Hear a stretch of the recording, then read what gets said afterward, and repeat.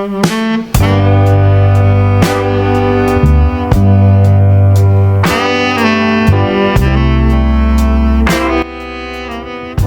familiares, ¿cómo están? Bienvenidos nuevamente a mi canal. El día de hoy les tengo un excelente invitado, es Joan Contreras, así que vamos a aprovecharlo el día de hoy.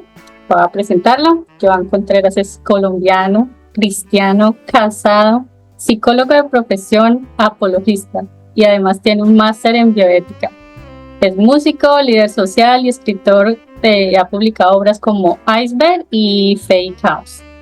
Joan es director también de capítulo en Colombia de Fe Razonable del Dr. William Lane Craig. A todos los que les gusta la apologética tienen que saber quién es William Lane Craig. Tiene un excelente ministerio en redes sociales y bueno, hoy nos va a contar su historia de amor, cómo fue ese encuentro con Jesús y cómo fue ese encuentro y su primer amor con su esposita. Entonces, también como cristiano y psicólogo, en la segunda parte nos va a contar un poco sobre psicología y apologética. Entonces, sí. Bienvenido, Joan. Muchísimas gracias por estar aquí. ¿Cómo estás? Bien, bien. Muy buenas noches a toda tu audiencia. Gracias por la invitación. Estoy contento, feliz. Es la primera vez que doy una entrevista. Yo soy de pocas entrevistas realmente, pero esta entrevista me llama profundamente la atención porque precisamente contigo hemos interactuado en otras áreas, ¿no? En áreas como cursos y demás y bueno, muy a la expectativa de lo que podamos charlar y que finalmente pues tu audiencia encuentre en esto algo bien edificante. Excelente, nuevamente bienvenido y bueno, listo para charlar un poquito. Claro que sí. Bueno, primeramente vamos a poner este tiempo en manos de Dios para que nos ayude en toda esta horita que vamos a estar charlando. Entonces nos disponemos para orar. Amado Dios, te entregamos este tiempo de entrevista en tus manos para que cada palabra que diga Joana, que lo diga yo, que se comparte y refleje la verdad de tu amor. El Espíritu Santo guíe nuestra conversación y que todo lo que se diga aquí, Señor, sea para tu gloria, para tu honra, Señor. Te pedimos que bendigas este tiempo, Señor, en el nombre de tu amado Hijo Jesús. Amén y amén. Amén. Amén, amén. Bueno, Joan, muchas gracias por estar aquí. Es un gran privilegio tenerte. Y bueno, me gustaría saber primero cómo fue ese encuentro con Jesús, cuando tú le diste su corazón. Y si nos quiere contar un poquito de ti, algunas vivencias, cómo conociste a tu esposa, aquí estamos para escucharte. Ok, yo soy, lo he dicho muy pocas veces, pero yo vengo de una familia cristiana. Mi familia mis abuelos eran católicos y luego se volvieron, digamos, pentecostales en su momento. Mi abuelo aceptó a Cristo en su corazón, ingresó a una congregación en Bogotá, a donde llevaba a mi papá. Y desde ahí mi familia empezó a caminar como en pro del ministerio, de la fe, del cristianismo. Así que yo también crecí precisamente siendo parte de una familia plenamente cristiana. Como dato curioso, nunca he tenido un pastor. O sea, sí tengo pastor, fue mi abuelo. Mi abuelo me bautizó, por ejemplo. Mi abuelo me dio el discipulado. Mi papá me casó. Y mi papá también ha sido mi pastor luego de que mi abuelo dejara el rol de pastor. Pero yo nunca he tenido un pastor como pastor, ¿sí? Siempre he tenido o a mi abuelo o a mi papá. Entonces, mi experiencia en la fe cristiana ha sido un tema, digamos, distinto a lo que normalmente se escucha, porque yo crecí escuchando de Jesús, yo crecí con las historias de la Biblia, crecí escuchando música cristiana, crecí yendo los domingos al culto, pero eso no te hace cristiano finalmente, o sea, eso no te hace hijo de Dios. Y tuve que pasar por un tiempo de conversión personal.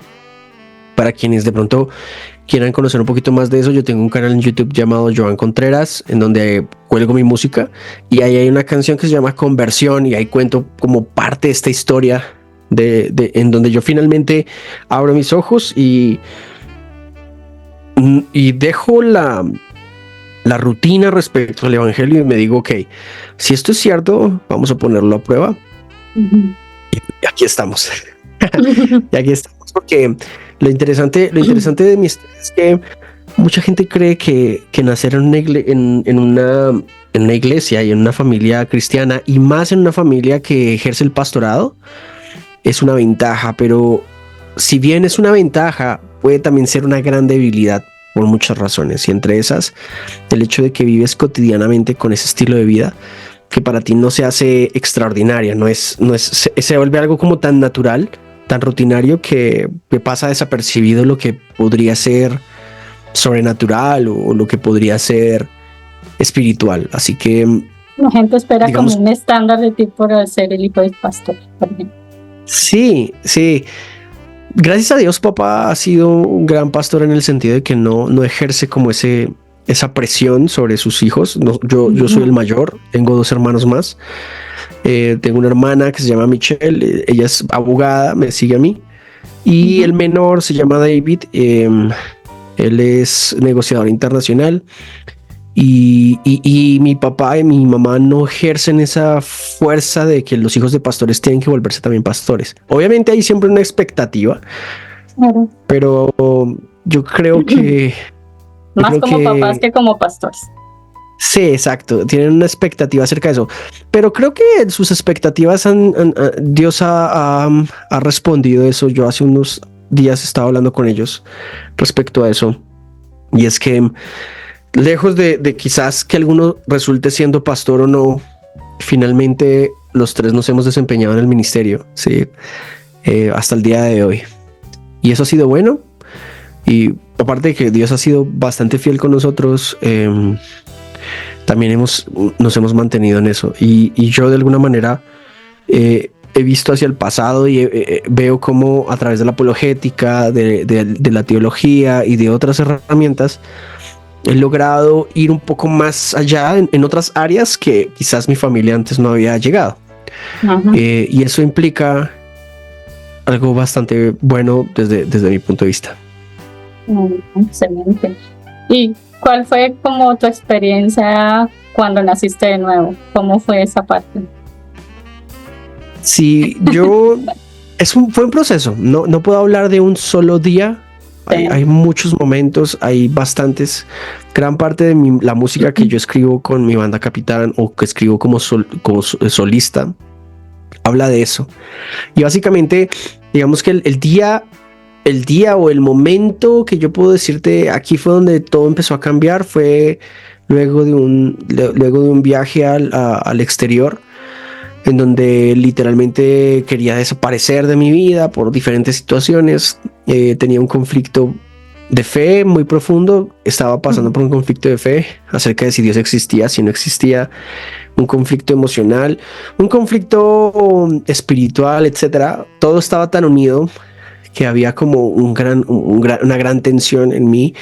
Y luego de ese viaje, yo empecé a dar pasos hacia al compromiso directo con mi fe. Entonces yo dije, si voy a abrazar esto, si voy a abrazar este paso de fe en mi vida, tengo que hacerlo seriamente. Yo escribí un libro, mi primer libro de hecho, se llama Iceberg.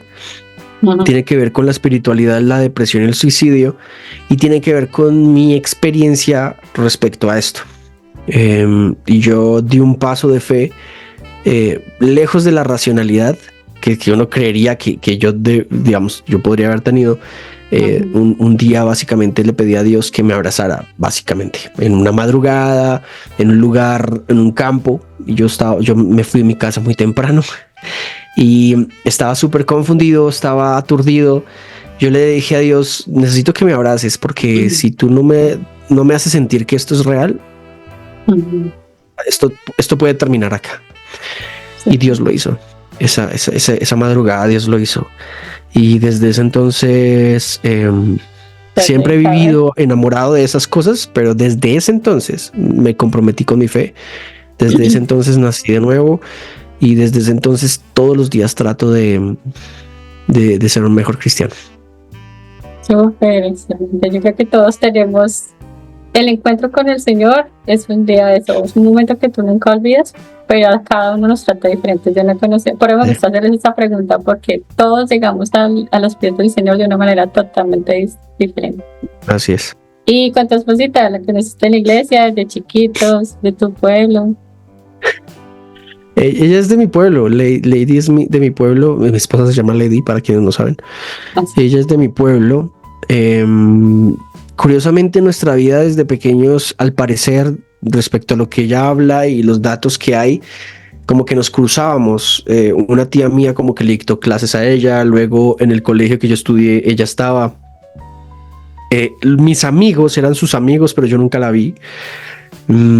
Así que yo la conocí a ella cuando fui invitado a una iglesia por acá cerca, a Sopó, no sé si conozcas o hayas escuchado. Sí. Sopó, aquí cerca de Bogotá, una iglesia que me invitaron llamada Asambleas de Dios, a tocar con mi primera banda de rock cristiano llamada Fase 3.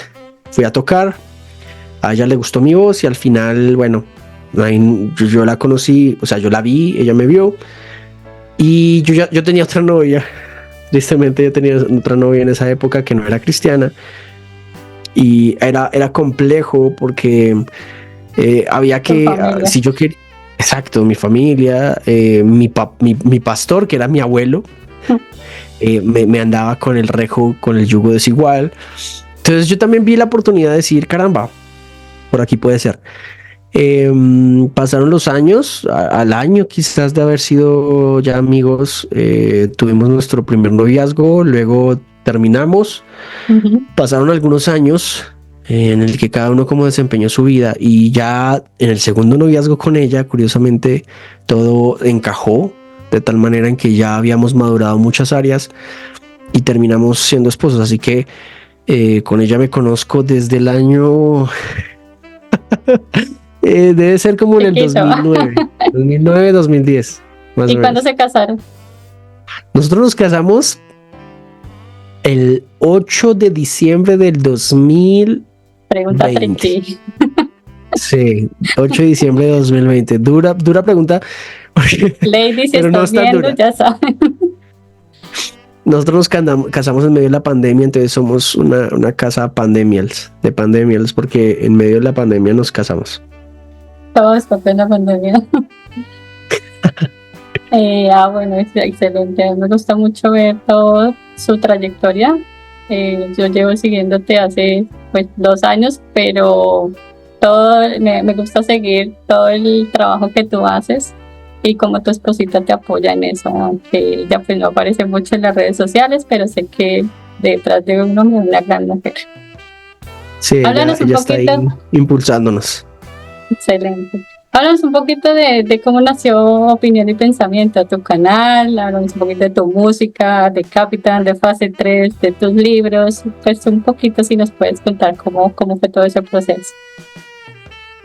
Opinión y Pensamiento es mi canal de YouTube de blogs y de apologética, ahí estoy haciendo también algo de psicología, hago aproximaciones teológicas y hago temas sobre bioética, aunque la bioética todavía no la he tocado muy fuerte, voy a tocarla pronto. Y Opinión y Pensamiento nació por allá en el año en el 2015, inicios del 2016, con un nombre distinto a Opinión y Pensamiento. Se llamaba Como Héroes. A mí siempre me han gustado los héroes, por si no se han dado cuenta. Aquí. Marvel. Entonces, yo quería como hablar de cosas cristianas. Yo siempre admiré a un youtuber llamado Germán Garmendia, de Hola Soy Germán, y yo quería hacer lo mismo, pero cristiano. De hecho, mis primeros videos son así. Sucede que tuve problemas porque yo siempre he tenido problemas para comunicarme en público, aunque la gente no me crea. Pueden haber 100 personas, 80 personas o un live y yo siempre tengo problemas para comunicarme con la gente. Aparte de porque tengo problemas con tartamudeo mucho. Tenía problemas con eso de exponerme públicamente. Entonces yo colgué como 7 videos y los dejé en privado como por un año y le pedía al hermano de Lady, al hermano menor de Lady, que se llama Nicolás, que era chiquitico, yo le pedía que viera mis videos en privado para ver si se reía o no. Lo chistoso es que él me decía, está bien, pero no me reí. Oh. Pues eso mataba mi espíritu. Tu esperanza. Eso Un mi niño mató tu espíritu. esperanza. Mató tu Pues ministerio.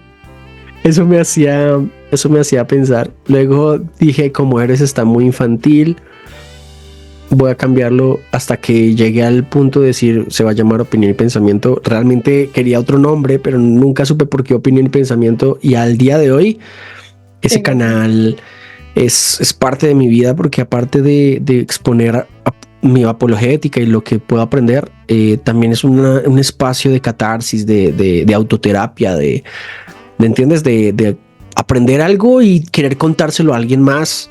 Los pensamientos. No te Exacto. enfocas en una sola cosa, sino puedes mostrar tu vida, las vivencias. Me encantan. Exacto. Hace Así rato que no grabas vivencias. sí, hace rato no grabo vivencias. Es que sucede que, como les digo, yo delante de las cámaras soy lo que ven, pero suelo ser muy reservado. Entonces, claro, tengo algunas vivencias en mi canal. Siempre he pensado en querer tener más. Hay muchas más, hay para tener muchas más. Pero hay veces que esas vivencias prefiero quedármelas yo en mi mente que grabarlas. Y, por ejemplo, esta última vez que tuvimos un viaje con Lady a Europa, quería yo grabar muchas cosas para Opinión y Pensamiento.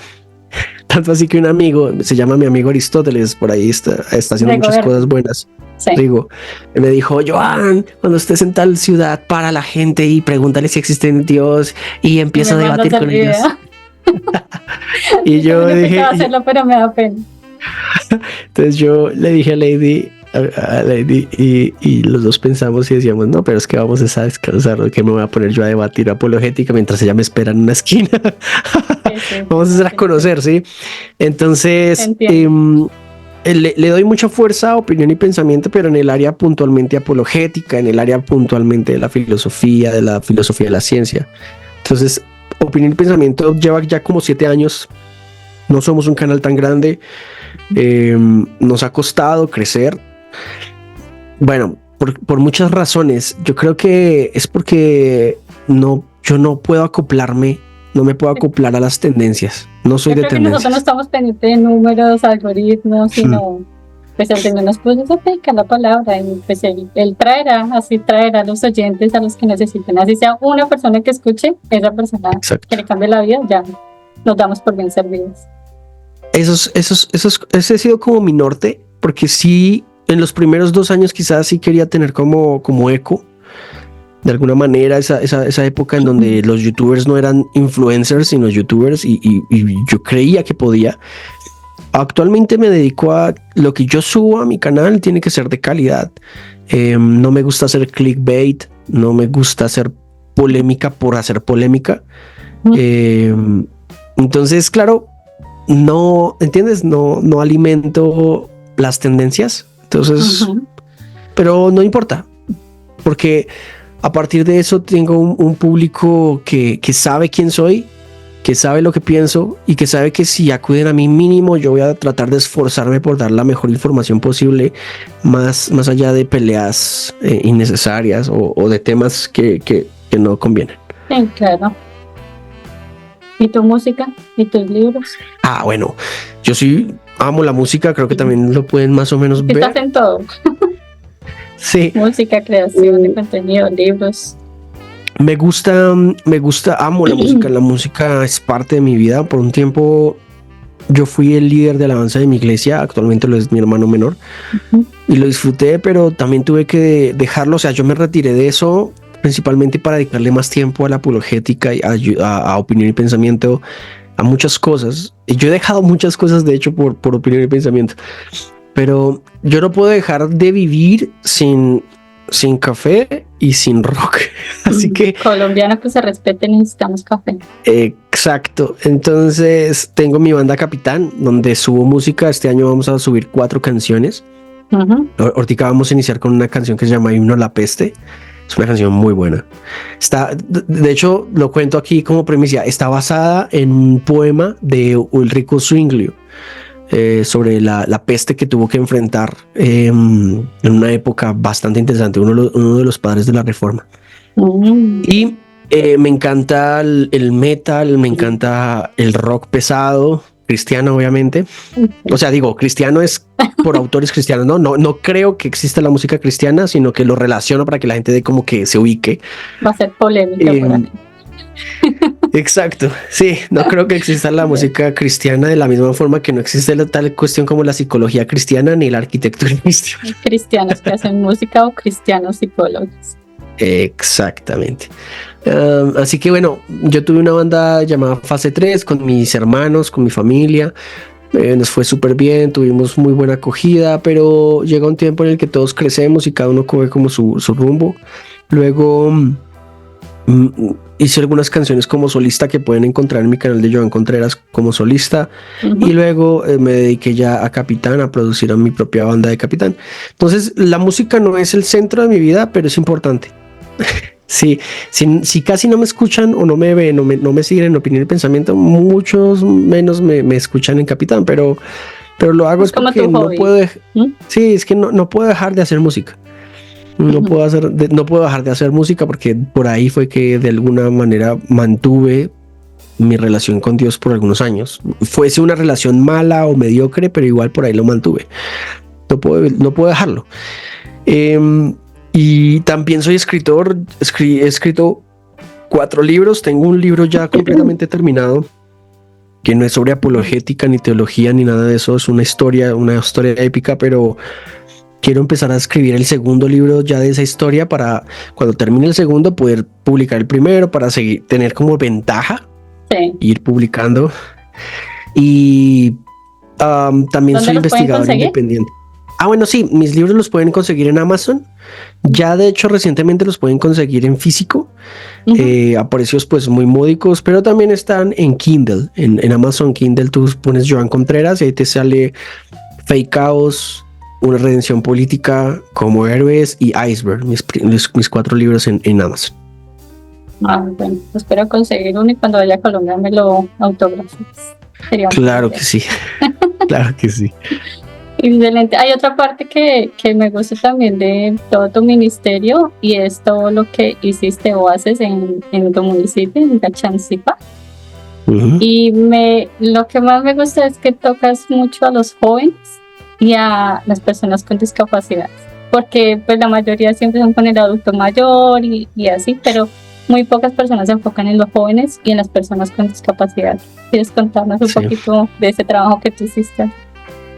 Sí, yo en Gachanzipa, aquí donde vivo, que es a 45 minutos de Bogotá, más o menos, es el pueblo más pequeñito de Cundinamarca, del departamento de Cundinamarca. Me he desempeñado por varios años, cerca de 8 años, en varias áreas y he trabajado como enlace de juventud, he trabajado como enlace de discapacidad, he trabajado en temas de salud pública. Yo fui quien administró la pandemia aquí en Gachanzipa. Ganaron premios. Sí, ganamos premios 2 años seguidos por la gestión pública de la pandemia. Caramba, hay tantas cosas que he hecho en ese trabajo que se me olvidaron.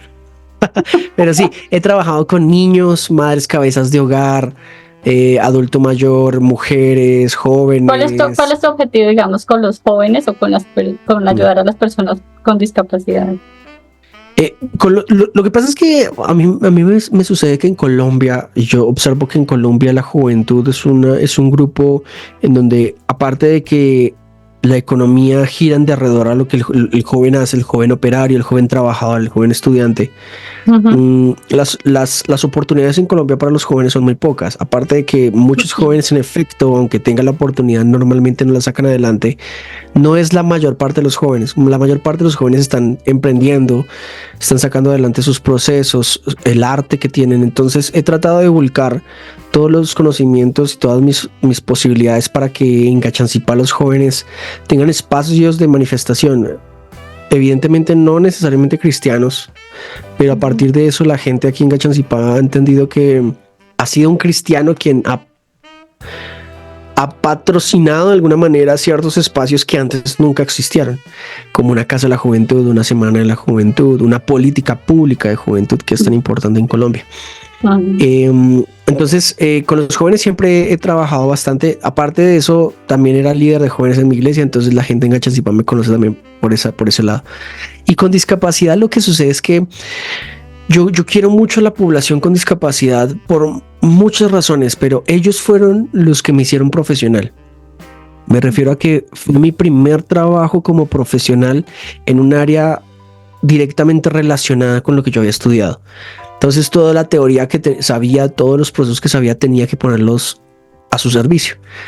¿Cómo lo hice? Haciendo política pública para discapacidad y logramos premios a nivel nacional, de hecho, con la política pública que yo hice.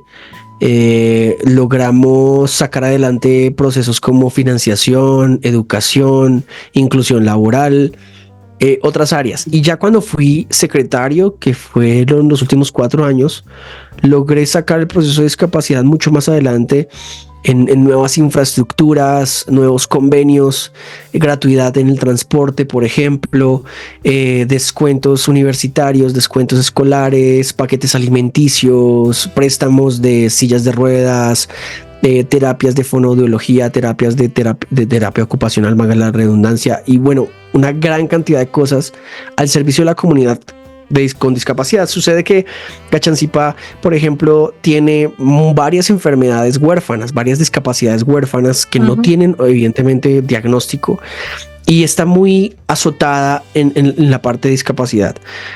Y ellos, la población con discapacidad es una población muy agradecida en muchas áreas. Así que mi afecto hacia la población con discapacidad es genuino en todos los aspectos y he tratado de que desde mi profesión se pueda poner a la población con discapacidad en lugares de inclusión real, no de una falsa inclusión, sino una inclusión real, tanto para que la sociedad vea en ellos la oportunidad de ingresarlos laboralmente en unas áreas y para que la iglesia y el cuerpo de Cristo también sepan cómo poner a prueba sus conocimientos a favor de la discapacidad, que es algo con lo que vivimos. Sí, claro. No, mira, de todo tu trabajo, eso es lo que me encanta, que eres muy humano y que, bueno, no se trata de evangelizar, no es solamente hablar de Jesús y entregar folletos y ya, sino es vivirlo, es hacer algo por la gente, por nuestro prójimo y demostrarles que Jesús vive en nosotros. Entonces me encanta muchísimo todo el trabajo que has hecho en todas las áreas y pues sigue adelante, que aquí tienes todo nuestro apoyo y pues primordial el apoyo de Dios. Muchas gracias. Muchas gracias. Bueno, antes de pasar a la segunda parte de psicología, sí me gustaría que nos contaras tu vivencia cuando fuiste a visitar la casa de Lewis, la tumba de Lewis, todo el paisaje como lo que se inspiró para escribir Narnia. Si que nos quieres contar un poquito de eso. Sí, C.S. Lewis es mi autor favorito. Hay muchos que tengo favoritos. A mí me encanta leer a Philip Yancey, me gusta Soren Kierkegaard, obviamente respeto y admiro a William Lane Craig. A áreas distintas de conocimiento, pero me encanta leerlos. Timothy Keller, por ejemplo, y otros más. Bueno, Agustín Laje en temas de política y de política aplicada a la sociedad, ¿no? Bueno, sí. Pero C.S. Lewis marcó mi vida de fe mucho. De hecho, los años en donde no era comprometido con el cristianismo, creo que fueron los escritos de Lewis los que de alguna manera me mantuvieron con vida en la fe, de alguna manera. Entonces, el viaje que cuadré con mi esposa para este año, el que planeamos para este año, precisamente como para cerrar el tiempo que yo trabajé aquí en el municipio, tenía que ver, uno, para que ella saliera del país y tuviese toda la experiencia de salir del país, algo que ella quería hace mucho tiempo y gran parte de nuestro objetivo de matrimonio era ese. O sea, que ella tuviese nuevas experiencias. Eso era lo primero. Y lo segundo era conocer la casa y la tumba de Lewis. Entonces, que queda en Oxford, ahí a 1 hora de Londres, 2 horas de Londres más o menos. Entonces, mi hermano David nos ayudó a cuadrar todo. Mi hermano, pues yo diría que es un experto viajando, ama viajar. Ese muchacho se ha recorrido el mundo entero y le pedí ayuda para que me colaborara con eso. Y cuando fuimos a Oxford, sucedieron muchas cosas muy lindas. Digamos que resumiendo, hubo un momento, nunca lo he contado en cámaras, ni siquiera en la iglesia donde trabajo, pero hubo un momento hubo un momento en donde estábamos caminando hacia la casa de Lewis y íbamos a pasar primero por la tumba. Entonces entramos al lugar a buscar la tumba de Lewis y yo me di cuenta que cuando estaba frente a la tumba y encontré la tumba y estaba tomando unas fotos con el libro que curiosamente yo venía leyendo, el libro de Lewis, Cautivado por la Alegría, que es como el testimonio de él de conversión. Sí. Había un gato negro, literal, había un gato negro caminando. Para quienes, y pasó por la tumba y se quedó ahí mirando y todo el rollo. Para quienes saben de Lewis y de esta historia del gato negro, en el tercer libro del Caballo y el Muchacho, que es mi libro favorito de las Crónicas de Narnia, Aslan se camufla de gato negro, ¿sí? Y el gato estaba ahí y fue muy bonito. Yo le dije a... el que ha leído todo eso debe ser impresionante. No, pues es que yo estaba frente a la tumba de Lewis, imagínate, ya dejé de tomar fotos y me puse a mirar el nombre, a contemplar un momento. Me gusta ser muy introspectivo, a mí me gusta como tener espacios como para meditar, y cuando vi el gato negro yo quedé así como que, wow, como que no puede ser, me pasó un escalofrío. Un escalofrío y volteé a mirar a Lady y le dije, oye, mira un gato negro. Y ella me dijo, sí, hace rato está ahí. Yo le dije, ¿tú sabes por qué es eso, ese gato negro? Y el gato negro nos siguió hasta que salimos del lugar donde estaba Lewis. Fue un momento muy bonito que guardo en mi corazón y en mi memoria. Sí. No digo que ese gato negro sea Aslan, realmente digo, pero... Sí, pero es impresionante cuando tú lees los libros y como... Sí, y estaba el gato negro. Y el gato negro en el libro de Lewis pues es muy importante. Luego fuimos a la casa de Lewis. Evidentemente fue una experiencia para mí impresionante. Algo que voy a guardar siempre en mi mente y en mi corazón. Porque... con Lady también nos unió mucho la historia de Lewis, las historias de las Crónicas de Narnia. Yo le prestaba ya los libros de Lewis y cuando ya los terminé de leer, aparte de caminar toda Gachanzipa, hablábamos de las Crónicas de Narnia. Así que Lewis es muy importante para mi vida, muy importante para mi vida. Evidentemente conocer su casa fue increíble, conocer dónde escribía las historias, conocer su cuarto, bueno, sí, fue tremendo. Sí, es una experiencia muy linda. Evidentemente para quienes conozcan a Lewis, ¿no? Sí, claro. Quienes no, pues obviamente dirán, bueno, pero ¿qué? Es una casa normal. Ya, sí. Sí, claro. Exacto. Ay, no, excelente. Me gusta mucho tu vida, tu testimonio en todo lo que nos has contado. Gracias por compartir un poquito de tu vida privada, digámoslo así.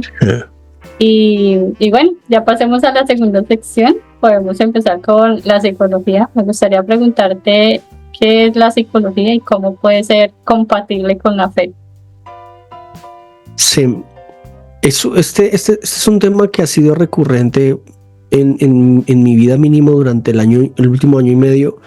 He recibido mucho ataque, principalmente de hermanos de la fe que me han criticado mucho por mi postura.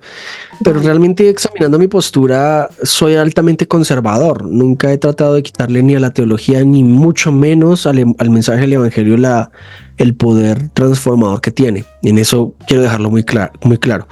Solo que creo que la psicología, al igual que otras áreas, tienen mucho que entregarnos en cuanto a herramientas para el manejo de patologías que solamente se pueden vivir en una época moderna.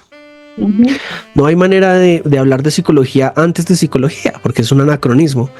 Pero la Biblia de alguna manera nos habla de problemas emocionales, de problemas del corazón, problemas de sentimientos, problemas que hay que trabajar, y con el pasar del tiempo el ser humano ha crecido y ha evolucionado su pensamiento, ha desarrollado tecnologías, ha desarrollado redes sociales. Hay exceso de información, polula la información, las malas noticias, el ambiente de crisis constantemente, en donde es natural pensar que aparecen nuevas enfermedades porque hay nuevas variables que pueden producirlas, como las redes sociales, el internet y otras cuestiones. Así que creo que la psicología tiene mucho que darnos, en el sentido de que la psicología nos puede recordar el por qué nosotros podemos volvernos nuestro propio enemigo.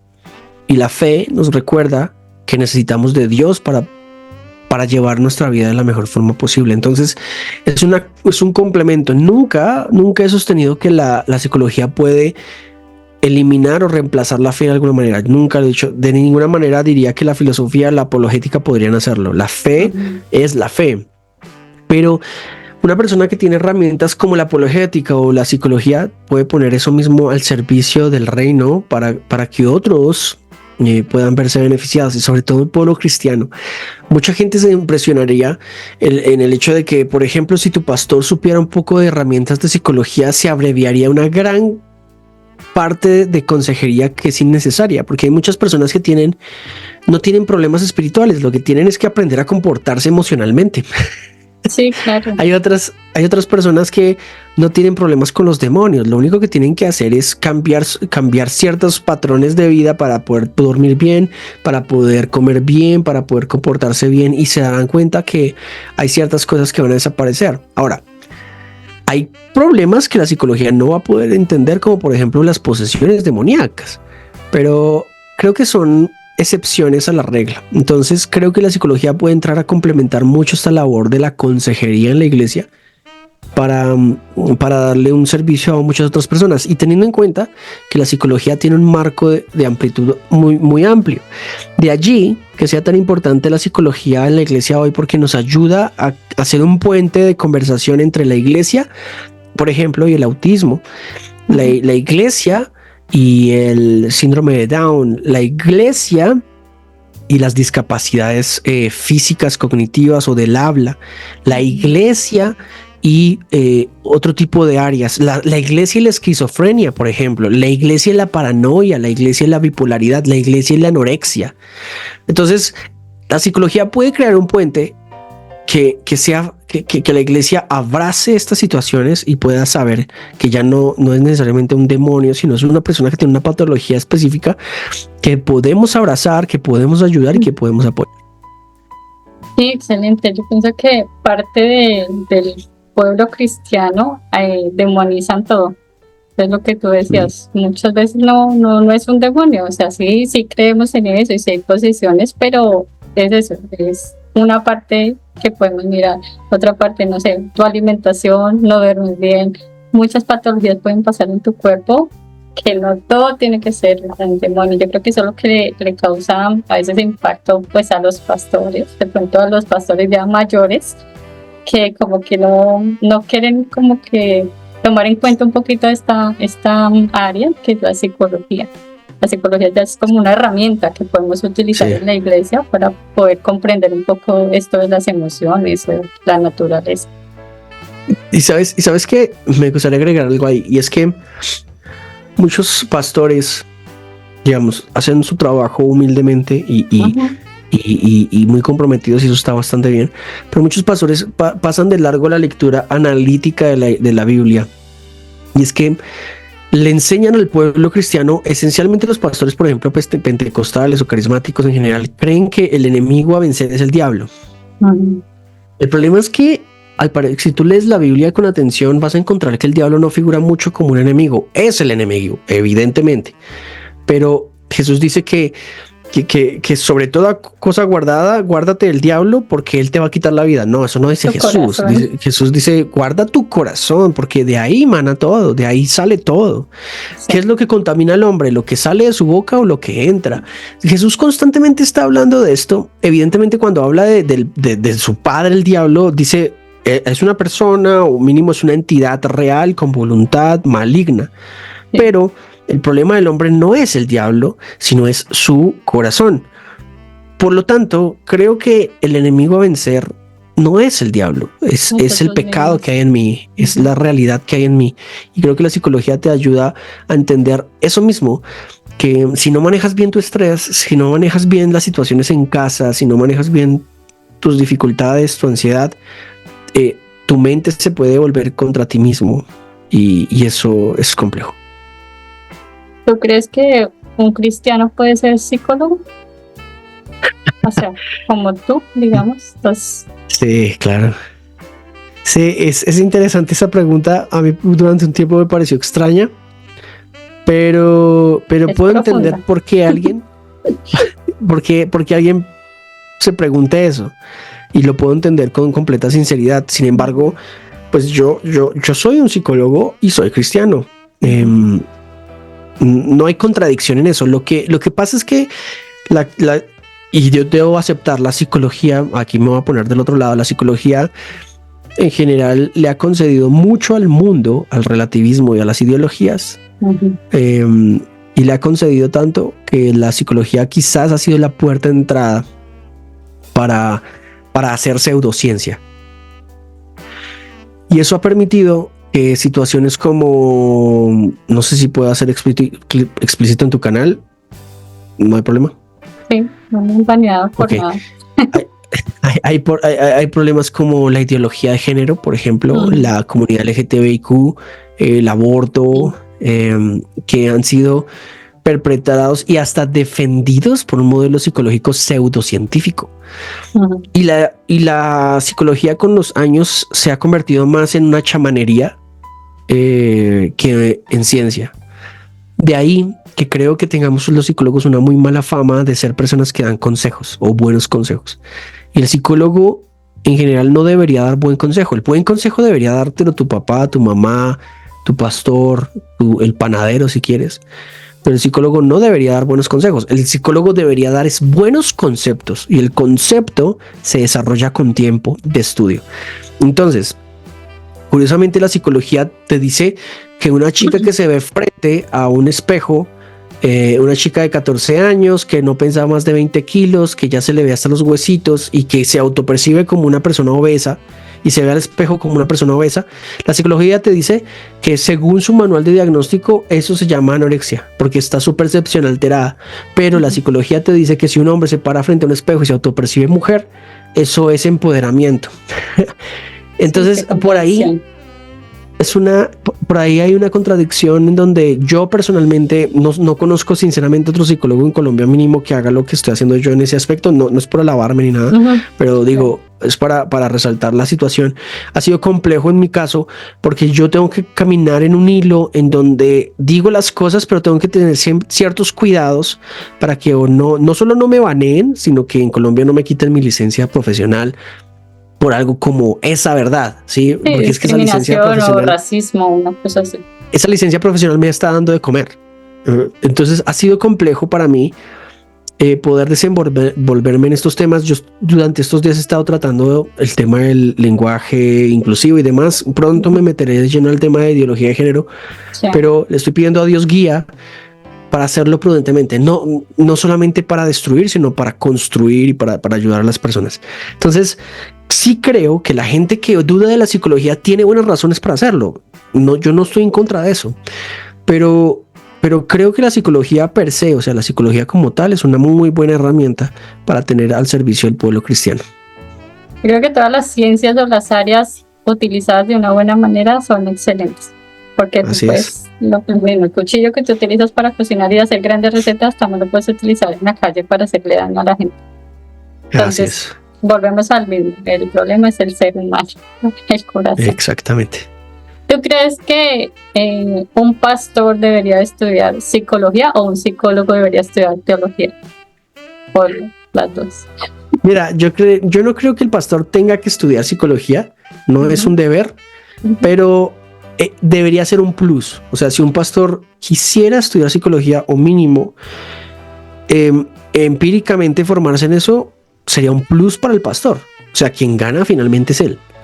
Porque por lo que te digo, quizás el problema espiritual que creemos que es espiritual es un problema de carácter, es un problema de inteligencia emocional o es un problema de comunicación que se puede resolver rápidamente. Pero un psicólogo cristiano sí debería hacer teología.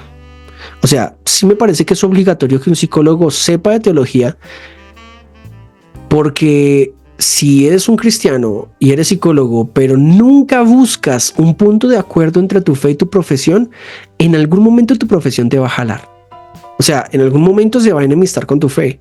Eso de esa misma manera pasa con el sociólogo, el filósofo. Un filósofo cristiano que es filósofo y a su vez es cristiano, debería acercarse a la teología, porque en algún momento la filosofía va a jalar para el otro lado.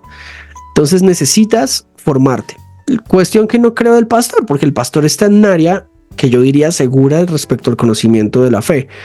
Me parece más un plus. Exactamente, me parece más un plus para el pastor saber psicología, pero un psicólogo que es cristiano sí necesita aprender teología y lo requiere con urgencia porque su profesión en algún momento le va a jalar hacia el otro lado. Excelente, sí, claro.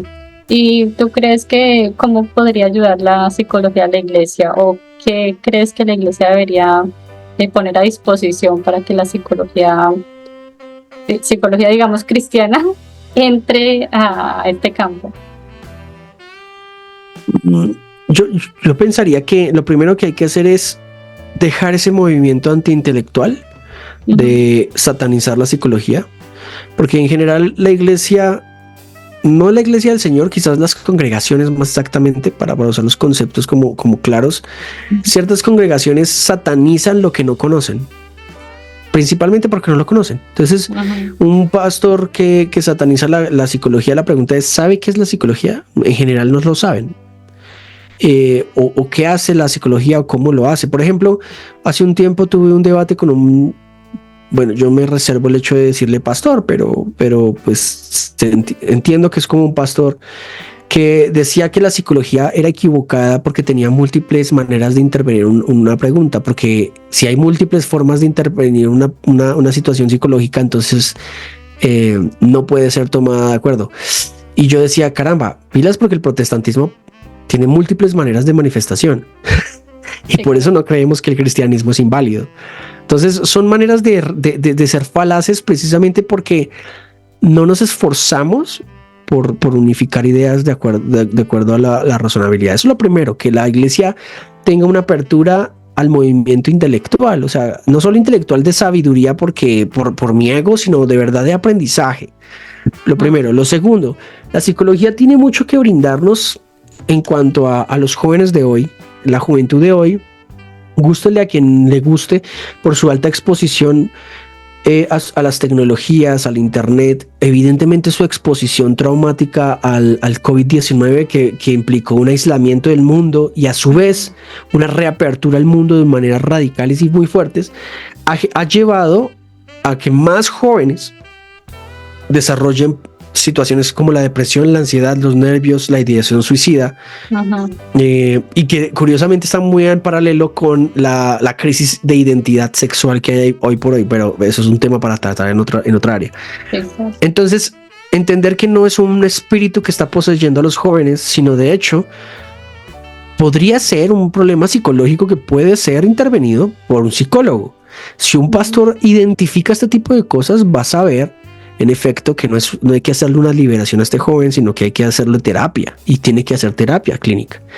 Que nuestros padres o nuestros pastores no hayan vivido esa etapa no quiere decir que esas nuevas etapas no traigan nuevas consecuencias. El día de mañana habrá nuevas tecnologías, habrá nuevos estímulos raros para el ser humano. Por lo tanto, dichos estímulos van a crear posiblemente nuevas patologías. Todo el tiempo pasa desde la biología y va a pasar desde la psicología. Entonces, de hecho, están mirando la posibilidad de agregarle al DSM-5, ya sería el DM-6, el DSM-6, la patología respecto a la adicción a redes sociales, cuestión que no estaba antes. Sí, claro. ¿Por qué no estaba antes? Bueno, pues porque no había redes sociales antes. Esa es la respuesta.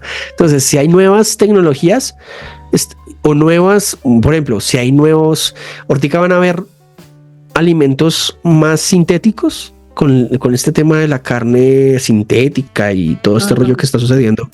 Sí. Posiblemente eso también desarrolle en nosotros otro tipo de patologías, no lo sabemos aún, pero puede pasar. Así que hay que entender que el ser humano, dependiendo del contexto y la época, puede generar otro tipo de factores de riesgo que no estaban contemplados antes. Entonces, creo que la psicología tiene mucho que dar a la iglesia, de la misma manera que la abogacía, que la arquitectura, que la ingeniería. Cualquier profesión puede darte mucho a la iglesia si hay una apertura razonable a las profesiones.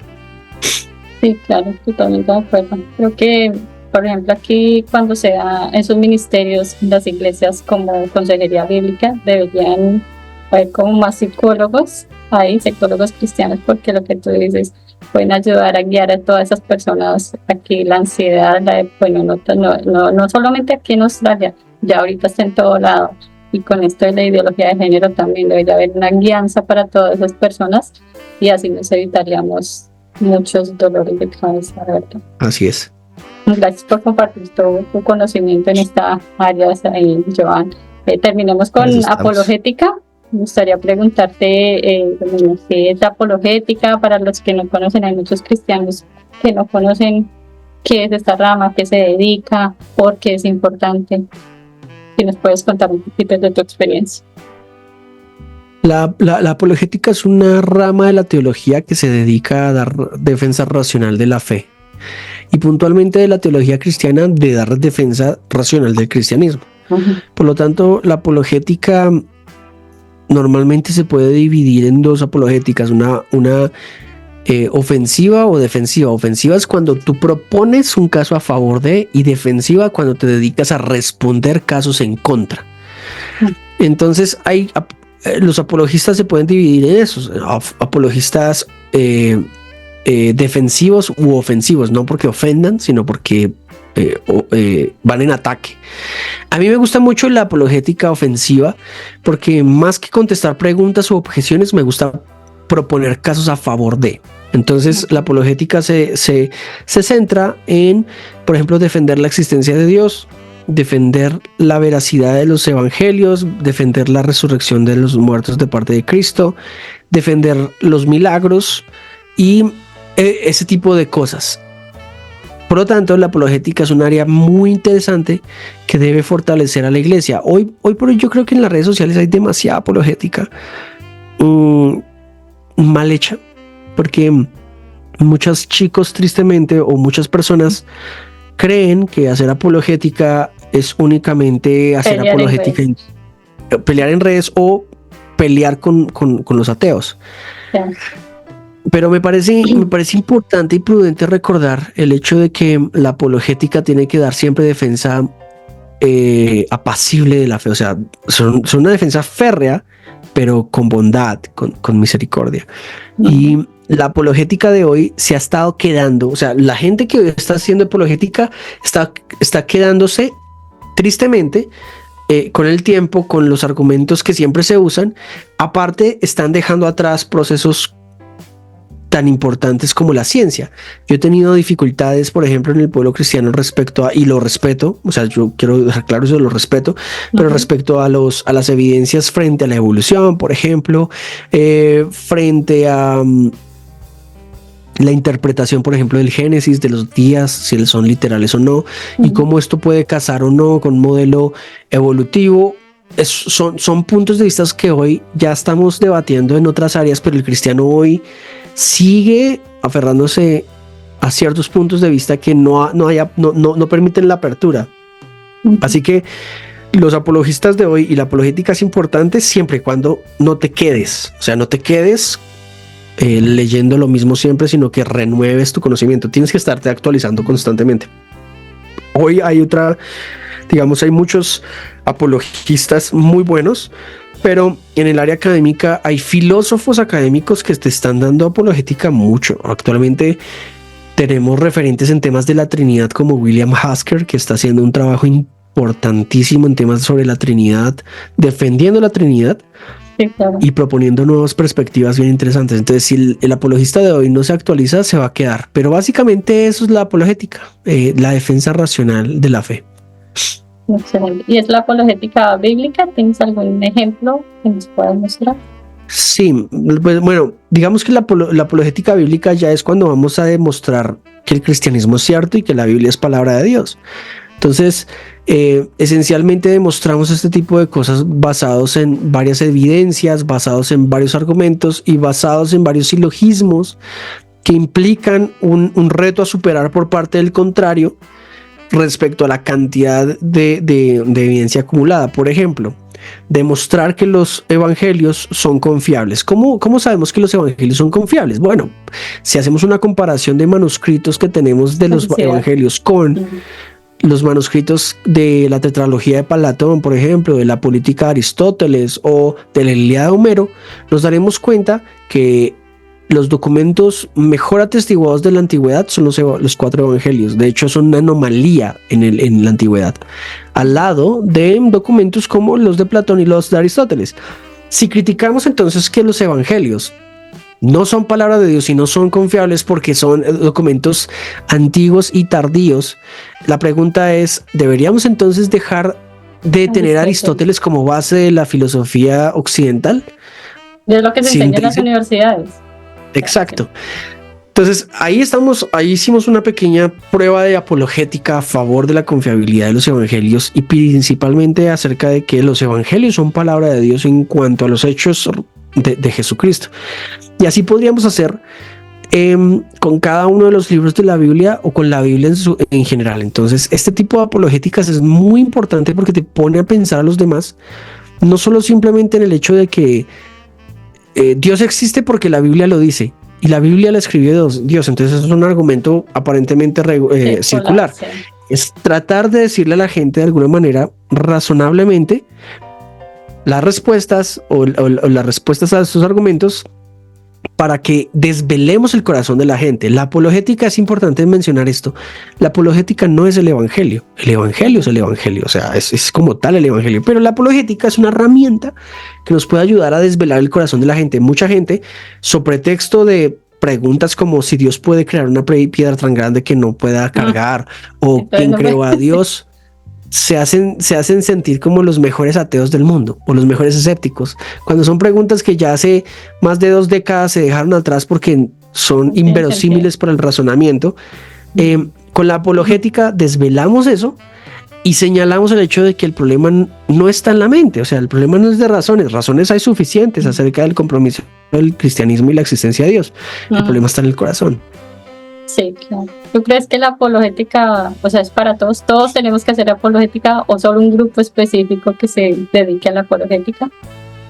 A mí me gustaría pensar que todos los cristianos hacen apologética, pero eso tiene que ver mucho con tu capacidad también de ser autodidacta. Los apologetas tienen, como digo yo, tienen que ser autodidactas. Tienen que... Aparte de leer apologética, tienen que leer otro tipo de ramas. Yo conozco muchos apologetas que leen solamente apologética a favor del cristianismo, pero no leen, por ejemplo, a los ateos que hablan en contra. Exacto. Entonces, creo que la apologética está muy relacionada también con el estilo de vida que tenga alguien. Y si alguien es buen lector, buen investigador, que le guste un área de la apologética específico, lo puede lograr. Pero evidentemente los cristianos en general tenemos hasta problemas para leer nuestra propia Biblia. ¿Qué nos hace pensar que vamos a leer otro tipo de artículos o otro tipo de libros? Es muy difícil. Entonces creo que hay un sector muy reducido de apologistas. Yo creería que de hecho en cada iglesia sí debería haber mínimo uno que se especializa en apologética. Ojalá y fuera el pastor. Pero generalmente el pastor se dedica al pastorado, que es ya de por sí un ejercicio muy fuerte. Sí, claro. Sí, yo pienso que, igual de Jesús en la Biblia nos dice que estemos preparados para presentar defensa contra cualquier argumento. Entonces yo creo que todos los cristianos debemos estar preparados, no ir a pelear, no puede agarrarse en redes sociales, sino con la simple razón de que alguna persona llegue y le pregunte, bueno, ¿y usted es cristiano porque usted cree en Dios? Porque ahí ya estás haciendo apologética, pero le tienes que dar una razón, no solamente lo que tú dices, porque lo dice la Biblia y ya, porque nuestra fe no es una fe ciega, es una fe razonable, tiene sentido todo lo que vivimos. Entonces, tiene sentido, exactamente. A mí, ¿sabes por qué me gustó la apologética? Y empecé a seguirlo, porque cuando yo estaba estudiando aquí inglés, empecé a ver muchas personas. Este país es muy multicultural. Entonces tú encuentras chinese, tailandés, hinduistas, árabes, todo eso. Wow. A mí me gustaba pasármela mucho con los árabes. Me gustaba como su lenguaje, todo eso. Y con la parte chinese porque me ayudaban en la gramática. Entonces yo estaba así afuera en el descanso, hablaba con los árabes porque ellos hablan más, pero no escriben tanto. Y adentro en la mesita me sentaba con los chinese, tailandés o vietnamés porque me ayudaban en la gramática. Entonces me gustaba escuchar y empecé a escuchar siempre me ha gustado escuchar las historias de la gente. Y cuando empecé a escuchar las historias de ellos y empezaron a preguntar de Dios, y yo no tenía argumentos, o sea, yo sabía que creía en Dios y que estaba asistiendo a la iglesia y empecé a preguntar, pero ¿cómo les puedo decir sin ofender? Porque aquí hay que tener mucho cuidado, si no tú puedes ser tachado de discriminación, de racismo. Entonces, había que tener, y más con los árabes, los musulmanes, porque es un tema delicado. Entonces me encontré con el canal de Santiago Alarcón en esa época. Okay. Pero bueno, ya con el tiempo ya sabemos lo que pasó con Santiago, entonces ya empecé a seguir a otros apologetas y desde ahí me ha gustado estar interactuando, conocer mi historia, conocer el cristianismo, saber de dónde proviene todo eso, o sea, saber y tener más seguridad de que mi fe es real, de que por qué creo lo que creo. Entonces, mucho bien todo eso. Sí, esa búsqueda es una búsqueda también de sentido, ¿no? Sí. La fe también no es un a ver, la fe no es como un punto de no retorno en cuanto a la satisfacción ya con todo. De hecho, una persona de fe, y la Biblia entera muestra cómo las personas de fe, a partir de las mismas dudas le ayudaban a mover su fe, ¿sí? El mismo Elías, Jeremías, que era el profeta llorón, el mismo Oseas, el discípulo como Tomás, el mismo Pablo en su momento, que hace ciertas explicaciones. O sea, no está mal la duda no está mal. Lo que está mal es no encaminarla de manera objetiva respecto a la resolución real y no usar esa duda para nutrir tu fe. San Agustín decía, mi fe es una que busca entender, y mucha gente tristemente en el cristianismo no quiere entender. O sea, por más que vaya a la iglesia cristiana, no quieren entender. No quieren entender lo importante, lo esencial, lo básico. Mucha gente lo que quiere ir a la iglesia es autovalidarse, aquí estoy usando psicología, y autocompadecerse de sí mismos. Pero nunca van a querer entender por qué crees lo que crees. Entonces, la apologética ayuda mucho en eso. Sí, excelente. Bueno, Joan, ya para terminar la última pregunta, ¿cómo crees que debe ser la actitud del apologeta si estudia todo esto? Digamos, en este caso, tú mira todas tus credenciales que nos dijiste al principio: músico, compositor, autor de libros, apologética, estudiaste bioética. ¿Cómo haces para mantenerte humilde? ¿Cómo haces para que la fama, el ego, todo eso no se te suba a la cabeza? Bueno, no. Pues lo digo porque hay muchos apologetas, sí, que se sienten como intelectuales, y pues yo creo que el Señor, como nos dice, creyendo ser sabios, se hicieron necios. Sí, digamos que en primer lugar porque no me considero famoso, y si llegara a considerarme famoso sería mucho más cuidadoso con exponerme públicamente. O sea, si llegara algún día a ser un poco más famoso, tendría mucho cuidado porque mi vida personal ha girado en derredor a que Dios ha tenido que trabajar conmigo respecto a tomar decisiones. Y mi vida personal, por ejemplo, en mi casa es muy difícil que yo reciba visitas, no porque yo no quiera que la gente me visite. A mí me gusta que la gente me visite, pero me gusta que mi casa sea mi casa, el espacio de mi esposa y mío. Sí, y eso es muy importante. Y es mi intimidad y mi privacidad y mi espacio es ese. Ya otra cosa es cuando yo me pongo frente a las cámaras. Por eso te dije lo de vivencias y como esta disonancia que yo tenía. Así que trato de ser muy reservado. Si fuese famoso en algún momento, sinceramente creo que sería un poquito más estricto respecto a mi vida personal o en el manejo de mi vida personal en esas áreas.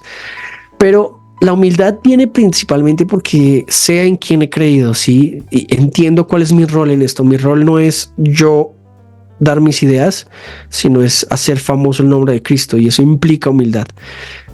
Tristemente sí me he dado cuenta que hay mucho apologista que se volvió necio, y aunque pueda que digan verdad, porque toda verdad viene de Dios, es verdad de Dios, sea quien sea que la diga, se habla de intelectualidad cuando tristemente no se han medido intelectualmente.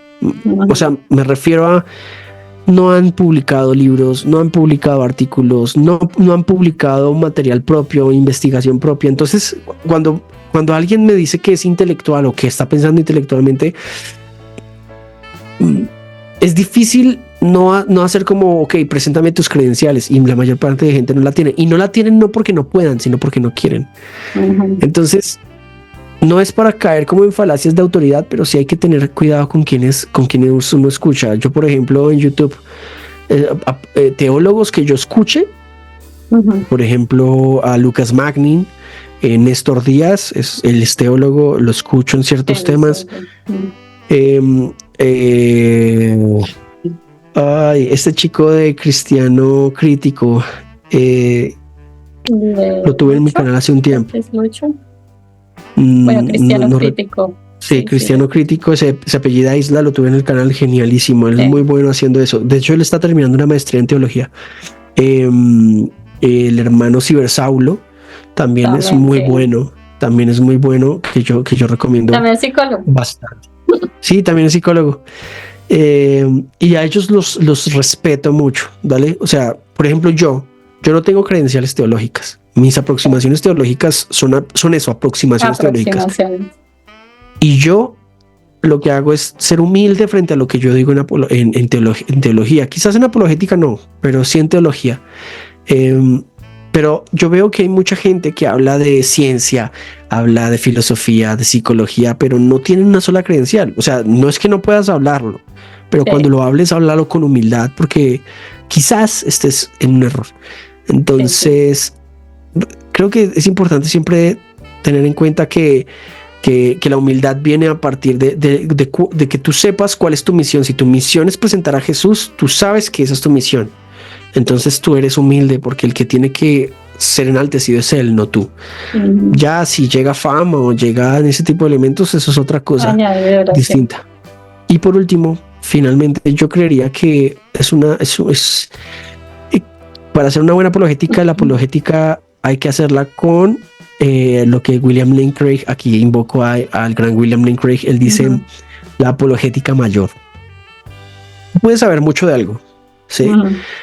Muchos argumentos, puedes saber mucha historia, pero si tú no vives tu fe, va a ser difícil que la compartas genuinamente. Entonces, Craig, siendo la persona más apta para hablar de teología, más apta para hablar de filosofía, más apta para hablar de cualquier cosa, te dice, oye, ¿sabes que todo eso no vale si tu vida no refleja a Jesús? Esa es la apologética mayor. Entonces, si tu vida refleja a Jesús, estás haciendo una buena apologética. En ese sentido, creo que hay mejores apologistas que con su vida demuestran cosas en el día a día que muchos de nosotros que quizás estamos frente a una cámara exponiendo la existencia de Dios. Qué paradójico, pero es que así es el cristianismo. El último es primero, el que pierde gana. Que es lo que la gente no entiende, ¿no? Sí. Pero para nosotros es buscar primeramente el reino de Dios y su justicia, y ya el resto viene por añadidura. Exactamente, eso me parece impresionante, y eso me llama, ese tipo de cosas respecto a la fe me vuelven a centrar, me ponen en el centro, no en la atención, sino en el centro de la fe. O sea, me ponen a decir, cuidado, porque tú puedes ser el hermano mayor en una historia del hijo pródigo. Cuidado, tú puedes ser el que cree ser primero y va a terminar de último. Cuidado, tú puedes ser esto y resulta siendo esto. A eso se le llama paradoxología. Como las paradojas en que el cristianismo te muestran el cristianismo, y eso es realmente hermoso. Si quieres ganar, tienes que perder. Si quieres crecer, tienes que ser pequeño. Todos estos mensajes del cristianismo siempre me llevan a pensar en lo diminuto que soy. Si yo pienso que mi vida como que se está tergiversando, si ustedes ven en mi canal un clickbait, apologista desmiente a tal, o mira lo que este pastor dijo de no sé quién, para simplemente traer views por morbo, porque tristemente es eso, puro morbo. No, ese día te suscríbanse, te suscribes aplastado por YouTube. Sí. O católico aplastado porque, por ejemplo, yo, mi formación, para quienes no sepan, mi formación ha sido por católicos muy bien formados. O sea, de hecho, mi mi director de tesis de maestría es médico, psiquiatra, filósofo, y fue, si no estoy mal, fue alumno por un tiempo de Ratzinger, de Joseph Ratzinger, un tiempo, que fue Benedicto XVI. Y él, y yo, pues protestante, el católico. A mí me han formado mucho los católicos en muchas áreas, pero yo no estoy de acuerdo con el catolicismo, pero eso no implica que la manera en que yo haga apologética sea una apologética bien. O sea, no sé si me hago entender. No es inadecuada. Tengo amigos testigos de Jehová que a mí me gustaría decirles cuántas cosas, pero también recuerdo que tengo que decir la verdad. Tengo que decir la verdad, pero con cuidado, porque hay una autora que dice que si tú revelas la verdad, por más que la tengas, pero no la revelas suave, va a ser como aquella persona que se va a quedar ciega porque le revelas la luz de inmediato. Te van a doler los ojos y vas a tratar de cubrirte. La verdad debe ser revelada con cuidado, aunque siga siendo la verdad. Entonces, vuelvo y te digo, todo ese tipo de cosas te llevan a un punto de madurez en el que recuerdas tu posición, recuerdas que eres una herramienta y que el autor de todo esto tiene que ser glorificado en todo lo que tú hagas.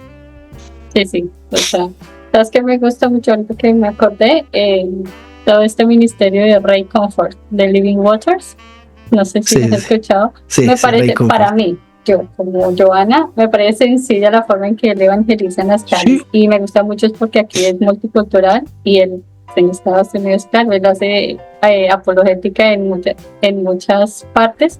Me gusta esa forma y de él aprendí muchísimo. Por ejemplo, mira, fíjate, yo crecí en mi apologética como con Ray Comfort. Yo podría estar publicando apologista desmiente a Ray Comfort sobre falacias de la evolución, porque pues yo no soy evolucionista, pero creo en una continuidad material. Con eso digo todo. Pero yo sé lo que Ray Comfort me dio con su ministerio. Yo no me voy a poner a humillarlo porque sí. No sé si me estoy haciendo entender. O sea, hay que enfocar, hay que saber qué batallas lidiar y acerca de qué cosas. Entonces, Ray Comfort, Ken Ham, por ejemplo, que él es de creacionismo de tierra joven. Yo crecí también creyendo que los dinosaurios habían viajado en el arca de Noé, por ejemplo. Y yo crecí creciendo eso, ¿sí? Y amo eso, lo respeto, pero yo no me he dedicado a destruir a Ken Ham. O sea, es que mi guerra no es contra los hermanos de la fe. No, y que son cosas como que, bueno, si existieron o no existieron, si se subieron a la casa, o sea, ¿en qué te afecta tu salvación, tu fe? O sea, es algo que tú quieres saber de historia, chévere saberlo, respetamos. Pero son como cosas que, sí, no tienen mucha relevancia para tu doctrina principal.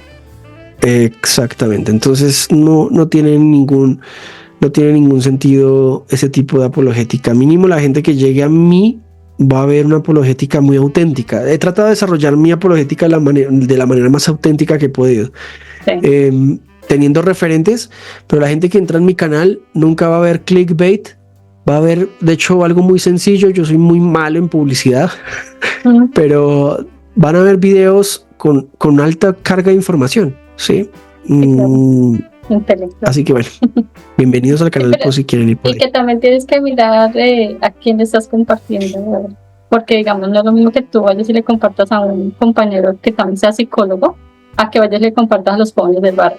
O sea, la distinción intelectual en todo sentido, tienes que mirar el entorno, la persona, tienes que ser el primero amigo de la persona para poderle compartir también, porque no es que tú llegues a decirle vea, que usted está mal, pecador, se irá al infierno. Mira que generalmente eso pasa mucho. Si le das mucha cabida al aprendizaje, te puede volver ególatra. Eso sí es cierto. Cuando yo no hablo de eso, pero por ejemplo yo considero que leo bastante, ¿sí? que leo mucho.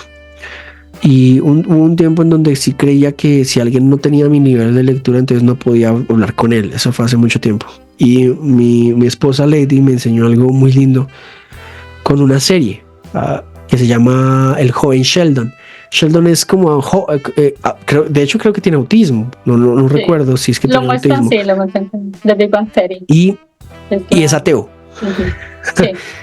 Y en un capítulo, básicamente, la mamá, que es súper fanática cristiana, todo el rollo, toda la parafernalia alrededor de ella. Sí. El punto es que él, al final, siendo ateo, la trata de animarle su fe, diciendo, lógicamente, pero ella contesta algo que es muy interesante. Dice que hay veces que los problemas no están en la mente, sino en el corazón, y que los problemas del corazón son más difíciles de enfrentar. Y a mí me ha pasado. Mira, yo me he preparado en una apologética no solo para las redes o para el debate, sino también para cuando yo sea papá, cuando mis hijos me pregunten algo, yo tenga la capacidad de responder. Pero también me he preparado para que en los momentos de flaqueza de fe, de fe razonable, yo tenga las respuestas. O sea, Dios, ¿por qué me pasa esto a mí? Yo sé por qué me puede pasar racionalmente, pero el problema es entenderlo con el corazón. Ahí es donde la lógica no sirve, sino simplemente la devoción, la reverencia ante Dios. Pero ahí va la relación que tú tengas con Dios. Exacto. La búsqueda. Así que delante de las cámaras y de la gente, uno puede ser un gran apologista, pero siempre tienes que tener una relación directa con él, porque de nada te sirve estudiarlo y defenderlo si nunca hablas con él, si nunca te tomas el tiempo de acercarte a hablar con él, a leer la Biblia para ti. Yo, por ejemplo, tengo mis estudios formales, tengo mis estudios paralelos y tengo mi devocional personal, mi vida de lectura personal. Yo en mi YouTube estoy enseñando algo y aparte estoy leyendo algo, porque es que yo necesito relacionarme con mi creador, con Dios. Excelente, Joan. Muchísimas gracias por este tiempo, por compartirnos mucho de ti, mucho de lo que haces, mucho de lo que Dios ha hecho a través de ti, lo que ha hecho contigo, con tu familia. No sé, me gustaría si dijeras las últimas palabras aquí, algún consejo, alguna recomendación de libro que les aconsejan a la audiencia que quiera estudiar o psicología o quiera meterse en la apologética. Sí. Bueno, muchos consejos.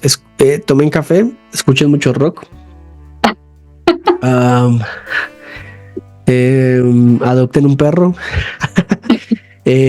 Amen a las personas con discapacidad, abrácenlas, porque allí se encuentra Dios de una manera interesante. Hagan todo lo posible para que su vida personal sea un instrumento para Dios. No piensen que cantar o predicar son los únicos dones que Dios da para su servicio. Si tú eres zapatero, haciendo zapatos, limpiando zapatos, lustrándolos, eso es lo que Dios te dio para honrarlo. Si vas a tu trabajo, sea un trabajo cristiano o no cristiano en el sentido del ecosistema en el que vives, hazlo para Dios, porque eso es lo que Dios te ha dado. Sé excelente en esas áreas y Dios te va a poner en otros momentos. Si quieres aprender apologética, pues inicia de a pocos, inicia a poquitos. Si quieres empezar a leer algún libro, pues yo te recomendaría iniciar por ejemplo, con libros de Rice Brooks, que fueron los que yo inicié, con los que inspiraron las películas de Dios no está muerto.